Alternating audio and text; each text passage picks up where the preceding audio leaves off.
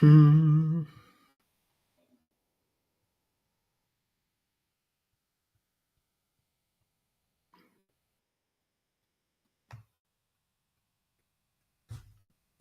Just gonna see if we're live.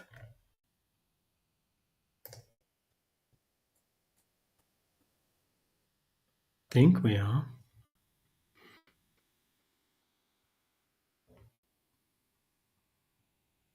Yeah. Okay. I'm pretty confident we're live.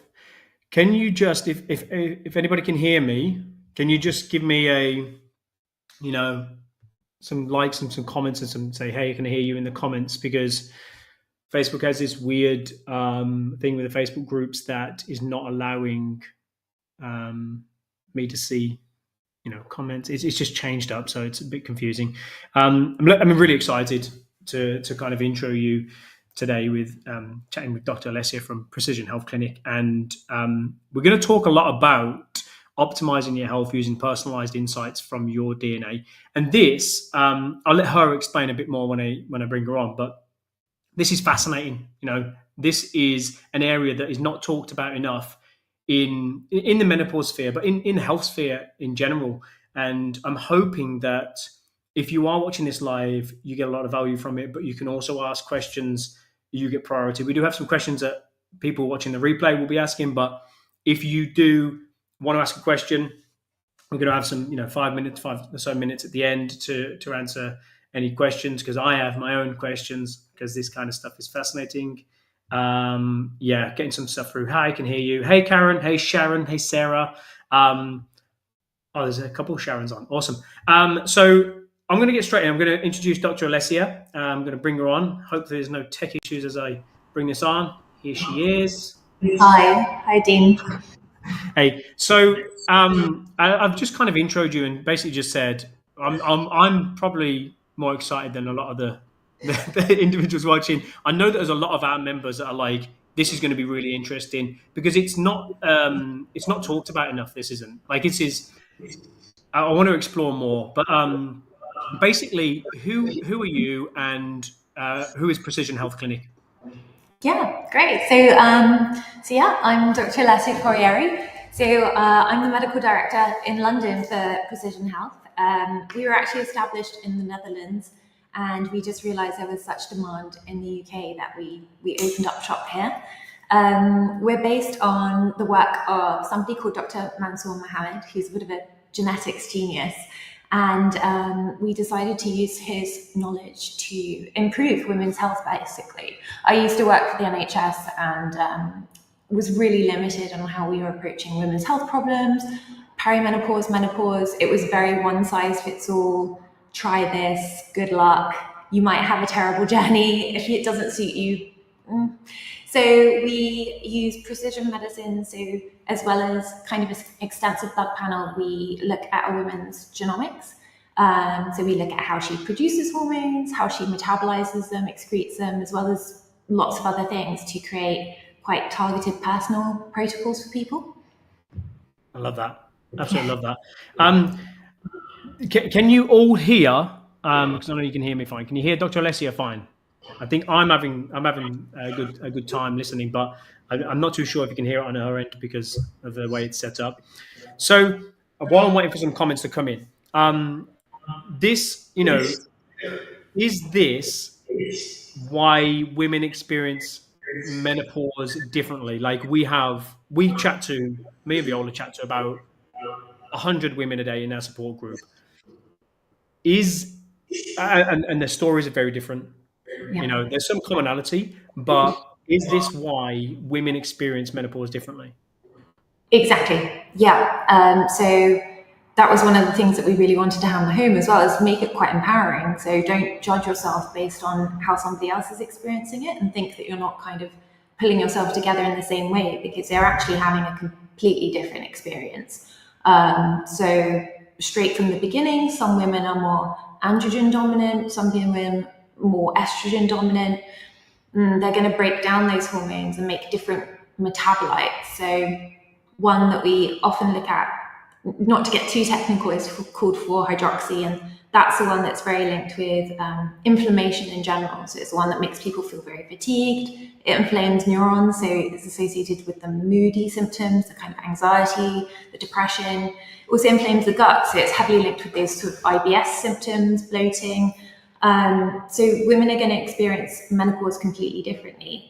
And then once you accept that, you realize that actually just treating everyone with the same protocol doesn't make any sense, because they're going to have their own kind of reactions to things and responses. So that's why we really push for these sort of personalized protocols. That's amazing. I think, we believe heavily in personalized nutrition, but to hear it coming from, obviously, from the genomes, like the DNA side, that stuff is fascinating to me. So let's say I'm a menopausal woman. I'm coming to you. Like, what would the sort of the process be in how you determine what's the best course of action? Yep. So we bring people in. It's a journey. So they come in.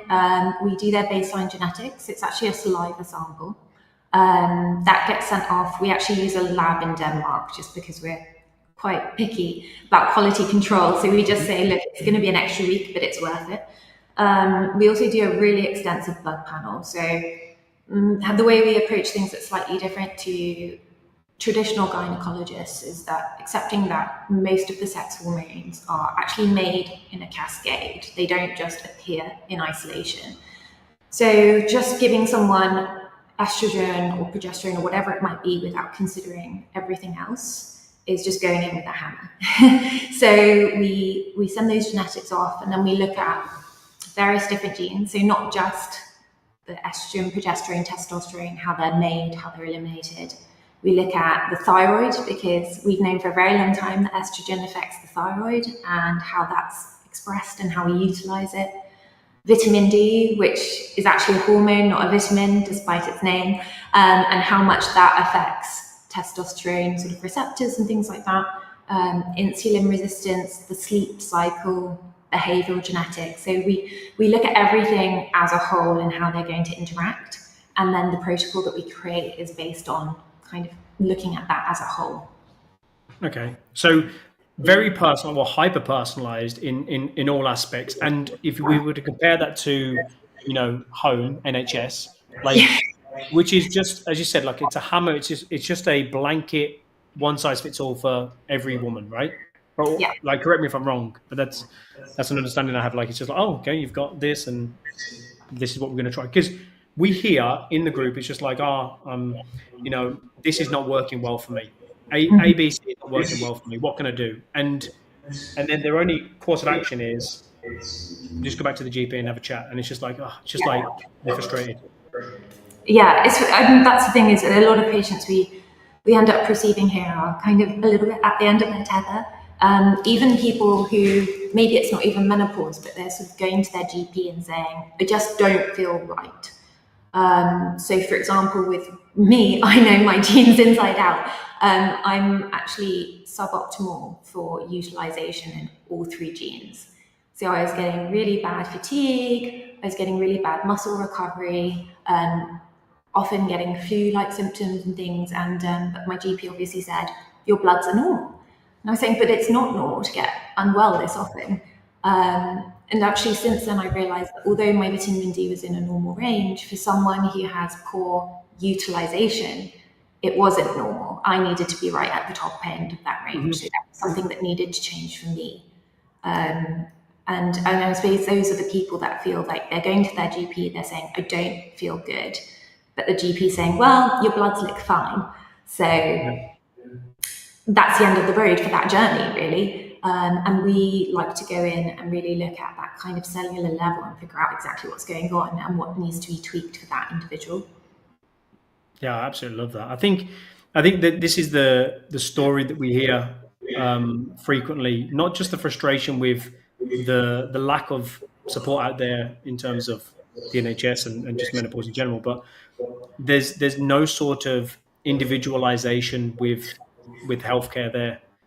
We are massive proponents of personalizing nutrition and stuff like that.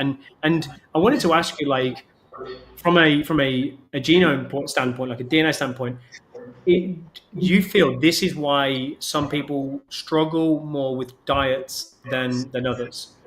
Yeah, absolutely. So again, general GP, and big fan of the NHS. They're doing brilliant work, but obviously massively overstretched. They're amazing if you have an emergency, but it's these kind of rumbling chronic things that they just often don't have the bandwidth for. And weight loss is one of those. So they sort of give you the standard get more exercise, consume less. But in reality, that's not going to be actually particularly practical advice for everyone. So we do actually produce a metabolic report as well. We look at various things, so insulin resistance, but also, if there's any dysfunction in the level of feeling full, or if the dysfunction is the level of more dopamine kind of thing. So people that struggle with dopamine are often the ones that are seeking those high satisfaction foods. If anyone works from home, they probably associate with like going to the fridge quite often to be like, what's in here? Is there something to entertain me to get that dopamine fix? So, if it's a satisfaction level, those people, intermittent fasting, for example, would be a bit of a nightmare because they're constantly struggling with feeling satisfied. So they'd actually be people that would be good to have small, regular meals.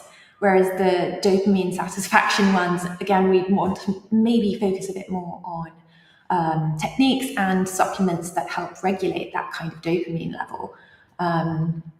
Again, we look at things like gluten sensitivity. So that's one that on the NHS, it's either do you have celiac disease or not? Whereas we look a little bit more into the genetics of sensitivity. It's associated with that bloating and that fatigue, lactose as well. Those kind of nutritional elements, as well as is weight resistance work going to be good for you versus cardiovascular, or as I said, intermittent fasting versus regular small meals. So we acknowledge that everyone's metabolism is completely different. So just because you've seen someone have really successful effects on one type of thing, it might not work for you. And it's not that you're doing it wrong or you've been a failure. It's just that your body's completely different and needs different inputs to achieve the same results. Yeah, I love that. I think you're 100% right. I think, like everybody has to have that individualized approach, but coming from a DNA point of view, that is just fascinating. Like we've got even in just our program, there's people doing different approaches. It's not one size fits all, and that's what I wanted to ask. Like, if like some people are going to see more effect from going to the gym than others, right? Why do you feel this is? Is this a genetic component? Yeah, Okay. absolutely. So, for example, somebody who's a little bit more andro dominant, they see the effects of having lean muscle much more quickly and effectively. Someone who's estro dominant might be someone who, even though they're fit and healthy, still seems to struggle with cellulite, for example. And it's literally just because estrogen is sort of like this and testosterone tightens the muscles together, which is why cellulite's a heavily female problem that we deal with. And again, accepting that, don't compare yourself to the person next to you, but for example, if that is the case, massive increase in cruciferous vegetables can have great effects. So it has a compound called DIM, which is really helpful for that kind of thing. But again, just guiding someone, saying like, look, you might be doing exactly what your personal trainer told you to do, but you're not getting the results that you want. And then again, it sounds like I'm obsessed with vitamin D, but we also know that vitamin D is hugely important for the expression of, for example, testosterone receptors. So if your vitamin D isn't sufficient for you, you're not going to get those lean muscle gains. You're not going to, get the results that you want in the gym. So you're working super, super hard, but without the vitamin D, which, to be honest, we're all a bit deficient in because we're trying to wear SPF and we're not necessarily outside. Yeah. Having a look at that, it's all just really important to look at it all together to actually get the gains that you want. Okay. Gains, I love that word. So we've heard a lot in the industry about Ozempic, right? Ozempic, and I would like to get from from your point of view, qualified professional, what are your thoughts on Ozempic? Because I know our ladies would have some of their own thoughts. And please share those in the comments if you've got thoughts on Ozempic, if you have tried it, Yeah. if you are taking it. I'd like to hear Alessia's thoughts. Yeah, so again, that is something that we look at quite a lot. So Ozempic works on one pathway called the GLP-1 pathway. But again, it's, I feel like a bit of a broken record, but I say to everyone, there's no one solution that I can recommend to everyone. And in reality, some people, that pathway is already pretty strong. And those are going to be the people who take Ozempic for sort of 6 months. And they think, why isn't this working for me? This is unfair. But it just wasn't the right thing for them. So we do actually, as part of our metabolic report, try and identify who those people are before they waste time, money, potential side effects on something that isn't going to work for them. So again, that's literally what I'm always saying to our patients, is just like, you just need to figure out what's right for you. Okay, awesome. So a metabolic report, like it's a saliva sample, what kind of things would, I know that you would be able to interpret it, but what kind of things would one of the ladies watching this be able to take away from it if they've come to you and they've gone, I know you said it's a journey, but what kind of things would they be able to take away? Yeah, so our women's health, or elements of our metabolic report, it would be a combination of, if they were menopausal and wanted to take hormones, which and how much. For example, again, I'm in no way against hormones, but there are going to be some women who I just say, please don't take estrogen, actually. It doesn't matter about your family history. I've had a look at your genetics, and you're going to be someone that produces a lot of the sort of nasty metabolite, which is associated with nasty side effects and nasty long-term risks. So please don't take estrogen. All the rest of the women, I might say, actually, we can try a little bit. Other women as well who perhaps convert progesterone very rapidly to estrogen, I don't want to give both of them. So we create, if they are interested in having supplemental hormones, that's what we do. We then create another sort of targeted protocol, so any evidence-based supplements that we think would be beneficial for them. So again, the idea is, please don't go to Holland Barrett and just buy everything on the shelf. There are going to be some things that you gain benefits from, and some things that are just a waste of time and money for you. So we give a list of targeted supplements that we think would be good for that individual. And then we also give lifestyle advice as well, such as type of exercise that's going to be the most beneficial, type of diet that they're going to benefit from the most, and also other extra things, just like sleep advice and things as well. So another novel thing we look at is BDNF, which is heavily linked with kind of emotions and sleep, and hot and cold extremities can be quite beneficial for someone who's very low in that. So we can add in extra advice about, someone who ruminates a lot once something happens to them, it's like you really can't get it off your mind. Those individuals really benefit from just like a really hot bath or a really icy plunge. It's been shown to just increase your BDNF levels and help you kind of move past that. So also some of those extra little additional things, if I pick up in the consult that that's something that's bothering somebody, we can have a look at the behavioral genetics as well. Nice. So like because sleep is something that comes up quite frequently, and we can look at bookends of the day, what the lifestyle is like, caffeine consumption and things that are potentially interrupting your sleep. But what would you be able to tell from a DNA perspective if somebody's going to have issues with potential sleep or non-REM sleep?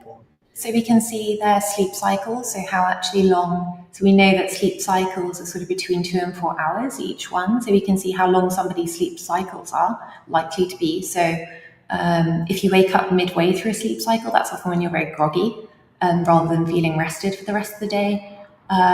We can also, so we go through all of that, and we actually focus on sleep quite a lot because we know that that's when sex hormones are produced, and also insulin resistance and sleep are massively linked. Weight gain and poor sleep, massively linked. So we really work through all of that and try and target it and make sure that we can improve people's sleep as well with supplements or whatever needs to be done to help that. Yeah, that's huge. I think sleep is one of the biggest things that the women that we speak to daily are struggling with, and they're always like, "What can I take?" And it's never just like, you can't just throw out a blanket supplement, because it doesn't. There's going to be some that 5-HTP might work for some, and then others that it won't do a thing. And I think that I'm hesitant to always give, and this is the problem with social media, these little snippets of 30 seconds. You're like, are you menopausal? Cool. Take berberine to improve your insulin sensitivity. And you're just like, well, that's just not actionable for a lot of people. Or what are things that is going to move the needle in the right direction in terms of sleep. So I really like the fact that from a DNA perspective, you can say, okay, your sleep cycles are this. This is potentially going to be a supplement Yeah. you need to be We more. can also actually see how quickly people metabolize caffeine. So again, the kind of blanket NHS advice is don't drink after 2 p.m. But for some people, they have such a slow rate of breaking down caffeine that they really shouldn't ever drink it after 10 a.m. Yeah, So again, we can look at that and say, this is how quickly you metabolize caffeine. I metabolize it incredibly fast, which is why I'm always drinking coffee during the day. yeah. But some people, that's the opposite. So they're saying, look, I don't drink coffee after 2 and I'm still having disrupted sleep. And I look at their genetics. I say, well, actually for you, you need to move that right up earlier because it's still in your blood by the time you go to Clearing sleep. system. Yeah. Is it true that it's got a half life of 4 hours? Well, depends what gene you have. So Okay. you have Interesting. different variations of that enzyme. So some people it's very slow, some people it's very fast. So that's one of the things we look at and kind of advise people on as well. Because they might not actually be aware of how much of an impact it's having. They're just thinking, well, the doctor told me don't drink it after 2 o'clock and that's what I do. But for that person, that's too late. That's amazing. That's amazing. I think I get really excited about personalization of a solution. If you've got a problem, like there's a personalized solution for it, because I think firstly it's going to get to the core of the result, whatever you want, whether that's improved sleep, whether that's improved menopausal symptoms, whether that's weight loss. Secondly, it's going to be something that is actionable solely for you, that is going to be sustainable. And if anybody has any questions, by the way, I'm happy to ask Alessia, Dr. Alessia, because this is fascinating for me. I'm not menopausal, but I know that I want my DNA tested now, just because there will be insights that you'd be able to give me, because I feel like I could just have caffeine all day and just I'll be able to just close the laptop down and have a snooze right now, but I'd be interested to see what insights you would gather. So I'm open to kind of asking any questions that come through. I'm also going to check on the because some questions don't come through, so I'll check on the Facebook. But didn't you mention something about the ladies of this group getting some sort of introductory offer or something? Yeah, so we are, as I mentioned, we actually launched in Amsterdam, Mhm. but we're relatively new to London.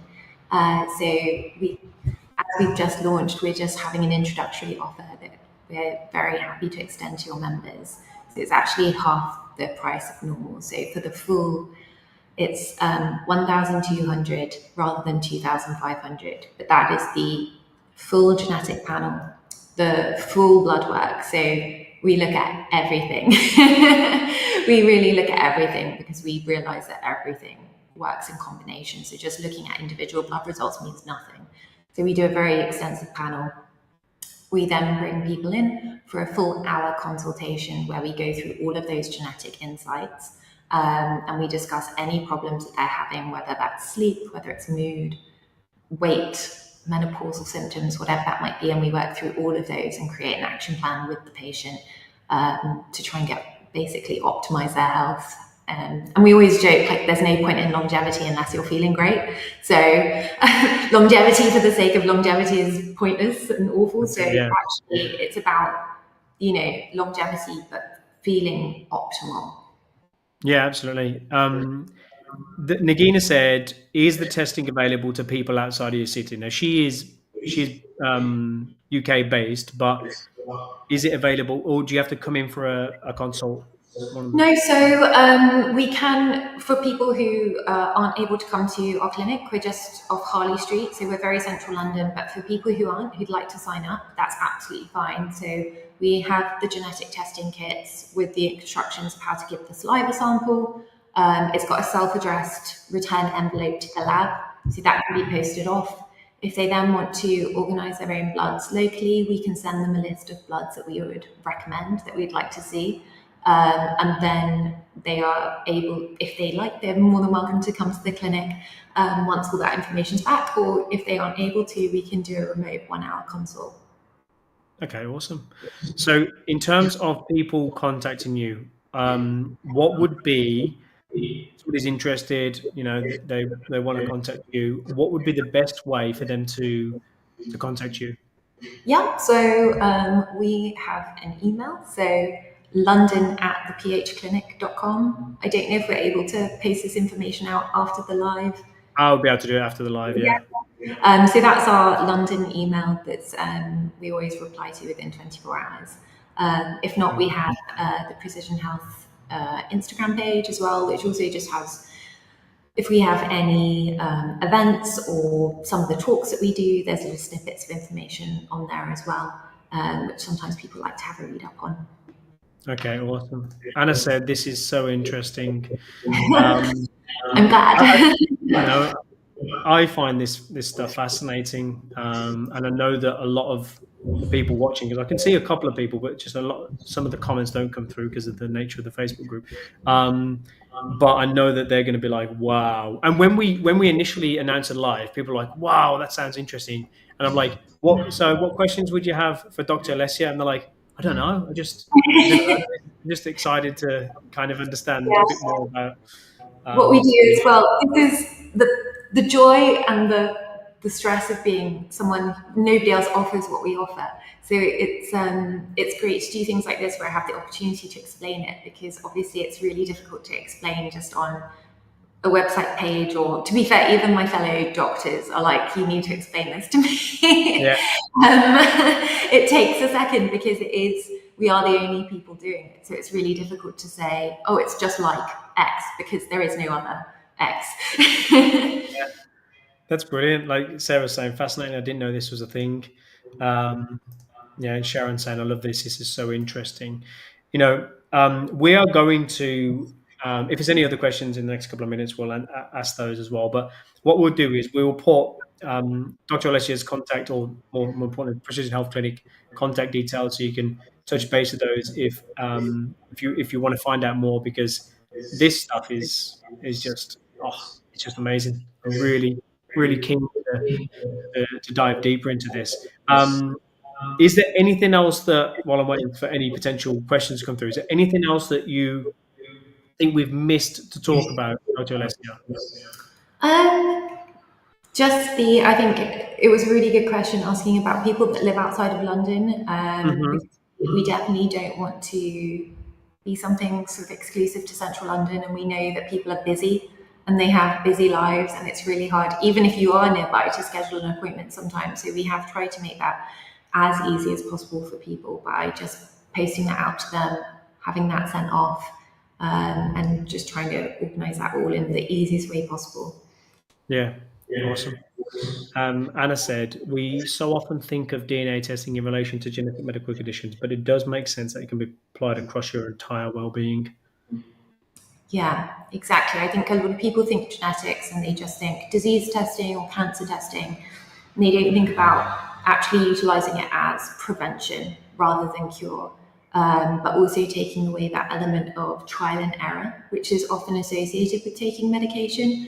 I think especially hormones, women can have a pretty horrendous time taking hormones. I've had patients talk about feeling almost psychotic, their marriage is almost breaking down because they were just so all over the place, and really struggling with them. So we really want to work on taking that surprise element away, and tailoring things more accurately, rather than just, currently, again, I love the NHS, I love working with the NHS, but the current guidelines are not even to do base level bloods. It's just to start hormones, a quick screening about clots and family history of cancer, and off you go. And we look a little bit more into sort of DNA methylation, things like quinoline clearance, all of those things that are going to potentially put a woman at risk, because it's so much better to know before you take hormones rather than, having a really nasty consequence at the end of it. And I think women are still a little bit cautious around taking hormones, and there is a reason. For some women, it can be revolutionary, but for some people, it's not the right path. Yeah, it's quite refreshing to hear that because you'll get the problem with social media as we talk about it. It's a lot of sound bites, and you'll get people, even professionals, medical professionals, saying, oh, no HRT, or everybody HRT will benefit everybody. So it's really refreshing to say that actually, it's person dependent. It's something that I always say, and I say it with even nutrition and food. So it's refreshing to hear that you're like, no, we'll test you and we'll go, okay, this is the most optimal solution for you to, feel your best, have your energy back, and And salvage we that marriage. really, like, as a general ethos, believe in just working with somebody. So, Mhm. if somebody says to me, that's just not something I'm keen on, absolutely fine. Let's think about alternates. Let's think about other things that are going to optimize your health that isn't that. Mhm. I think sometimes specialists can be quite driven with a solution. And we very much just say, look, everyone's got their personal choice and it might not be right for them. And it shouldn't just be, well, if you're not willing to try it my way, then that's the end of this discussion. We're always really happy to work with people and just say, what are your goals? What are your targets? What would you like to try? And we'll work with that, and we'll try and optimize everything based around that. Love it. I got another question coming in. Anna says, can DNA results change as you continue aging? Would tests need to be repeated? No, so that's a really good question.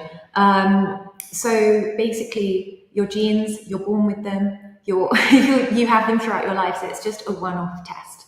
But we always really try and emphasize that although you're born with your genetics and that's set in stone, the way they're expressed varies.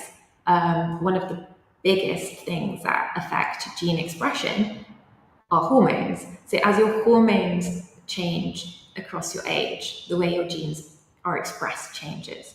So you only have to have the genetic test once, and that will give us a very good idea of what your base level is and what's going on at a base level. And then, of course, the things that affect your gene expression are your hormones and heavily your environment. So that's why we need to kind of do the blood panel and ask you a lot of questions, basically, so we can have a look at your genes in the context of who you are. And then we try and always just remind people, because some people are like, oh, I don't want to know my genetics. What if they're bad?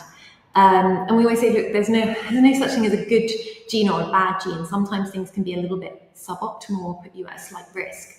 But isn't it so much better to know that and then make changes to mitigate that risk, rather than just waiting until, for example, I know I'm susceptible to type 2 diabetes. It's my Southern Italian genes.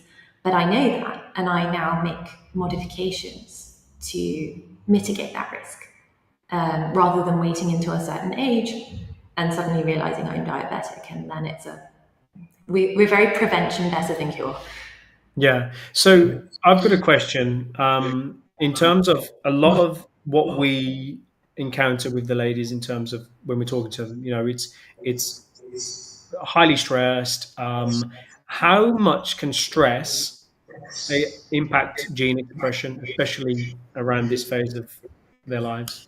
Absolutely. Cortisol, a huge role of cortisol in the body, our stress hormones, so it will affect gene expression. It's also really heavily linked with dampening the immune system, with affecting that sleep pattern, affecting cognition, so many implications. So again, it's something that we test and we look at and we try and tackle, because also just being stressed is not a pleasant experience. It's not optimal health. So we try and address that as part of our kind of, when we view the behavioral genetics as well, and try and help with one of the major things that we see actually in a lot of perimenopausal, menopausal women is the anxiety goes up hugely. So progesterone is one of the hormones which has a slightly sedating effect. So it actually often makes people feel calmer, and it helps with sleep. So when that drops during the menopause, that's often the cause of those disturbances in sleep, increasing the anxiety. So we have a look at that again, some women that we see have hugely benefited just from a small dose of sublingual, so under the tongue progesterone, and they find they just have baby-like sleep as a consequence. So huge thing that we look at is sort of stress levels and just general mental health as well. Okay, I got one more question. Let's say somebody is perimenopausal, right? How would you approach that phase with it being sort of a roller coaster? How would you approach that compared to somebody that is postmenopausal? Yeah, so again, because each patient's personalized, it's not a kind of distinct difference because every single patient is personalized. Yeah. So it's very similar in a way. So we, again, will take some basal hormone levels, we'll try and sync it, we'll try and figure out, obviously it's slightly difficult because often the menses are irregular at that time, but we try and time it in a way that we can get a particular day and a particular time of day, so that we know roughly what's going on. And at that point, yeah, it might be that a very small amount of bioidentical hormones are really beneficial in just smoothing out those symptoms. Again, similar to a menopausal woman or a non-menopausal woman, supplements that are suitable for their lifestyle and genetics, and the same kind of lifestyle advice that might be relevant throughout their life, but in the context of what might be happening as a consequence of those changes in hormones. Wow, this is amazing. I've got just a couple of questions that have come through. Nagina said, really interested in having this done as I have many autoimmune disorders as well as being perimenopausal. She does live in Sheffield. She's like, unfortunate, I live in Sheffield, but she said, she said that, and she said, will this test highlight which supplements and foods can cause inflammation or other issues in an individual? Yeah, so one of the ones that comes up really regularly actually is about 15 to 20% of the population isn't very good with sort of methylated compounds. And most, for example, multivitamins will have methylfolate or methyl B12. So when people take that and they are that 15, 20%, it's actually not being broken down properly in their body. So they get generally some chronic inflammation. So in a low grade person, that will just be fatigue, which is ironic because we often take B vitamins or a multi-supplement because we're feeling tired.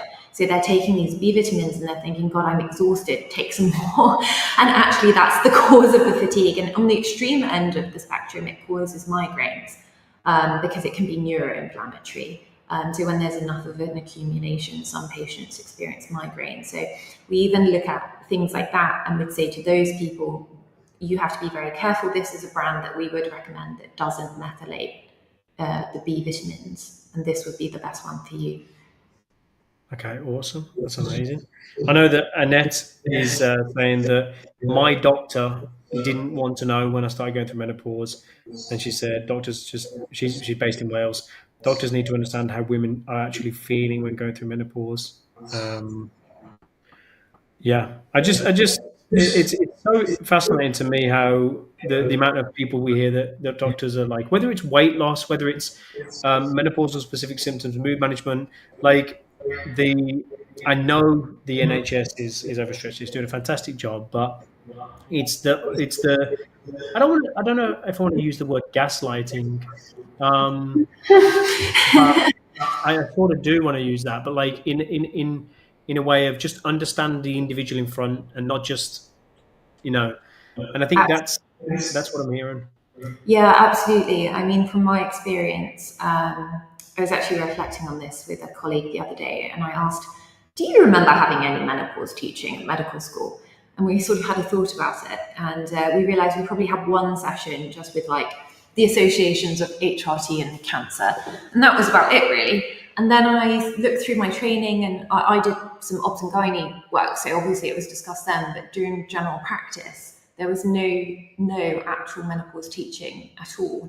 And I remember when I moved into this kind of area, chatting to some of my male colleagues who I really respected as doctors. But even they were sort of like, oh yeah, I don't really bother with menopause because obviously they'll want to see a female doctor. which I was absolutely gobsmacked about because, obviously as a female, I've learned all about prostate health and testicular health, and without even thinking about it. Of course, you need to as a doctor, but there's this disengagement from menopause, which, considering 50% of the entire population will go through menopause, it's huge. I think that we're getting more of a movement and a change of things. Even now in sort of modern general practice, there's swathes of cohorts of people who've never had any teaching and don't really engage in learning about it, even though it's going to affect every single woman. I think it's changing steadily, but it's quite sad to hear that there's not much discussion talked about it in medical school unless you are heading towards the gynecology sort of route as a medical doctor. There's one more, I think. One more. Anna said, where I work, there is a huge shift in focus to recognize the effects of menopause on women in the workplace. I hear that quite a bit, and that's only Yeah. positive. Only positive. I don't know if there's any other questions, but I've kept you far too long, 40 minutes. So my apologies. One more time, where can people learn more about precision health? Yeah, so we have www.thephclinic.com, or they're welcome to email london@thephclinic.com. We're always happy to book in a little Zoom chat, even if they're not in London, just to discuss further what we do. Cool. Is there anything they should note, saying saw you on the MYM group? Yeah, or so as I said, we're doing an introductory offer till the end of May.